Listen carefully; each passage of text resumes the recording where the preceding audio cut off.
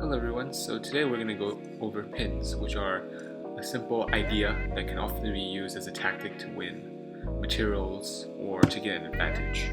So the idea of a pin is basically when you get one of your pieces, like for instance if you're black right now, then you have a bishop, and then you use it to attack an enemy's lower value piece, like this is a knight which is worth around 3 points, and then like that lower value piece is in front of a very high value enemy piece, like the king. In this case, the king is worth basically an infinite large amount of points because if you lose a king, then yeah, it's not possible. You cannot go into a situation where you lose a king, and if the king cannot move anywhere and it's in check, it's a checkmate and you lose the game. So yeah, in this case, the king is more valuable basically than the knight. So yeah, now you can see here that the bishop is pinning it because it's basically theoretically able to kind of influence both of these pieces, as if you move the knight away, like here, it's not possible because the bishop can take the king, which is just an illegal move.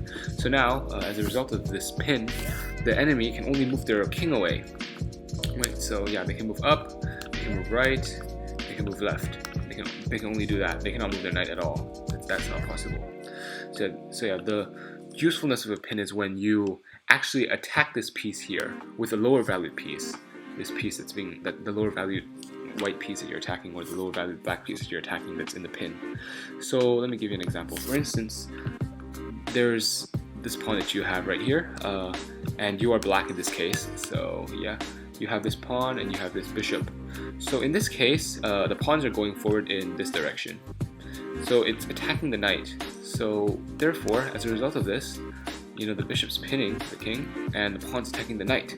So now what it really wants to do is move their knight away, because if they keep their knight this location, then the pawn can capture a knight, and the pawn's only worth 1 point, while the knight's worth 3 points, or a slightly bit different depending on how much you consider other pieces to be, and where you get that information from. But yeah, nonetheless around 3 points. So therefore, yeah, exchanging it is not very viable. But yeah, that your enemy has no choice because they're being pinned.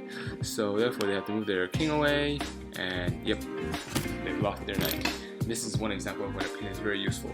These situations where pawns are attacking pin pieces all happen throughout the opening, and sometimes in the middle game and the end game. Another situation which a pin can be very useful is, for instance, let's say this time you are white and this is black right now.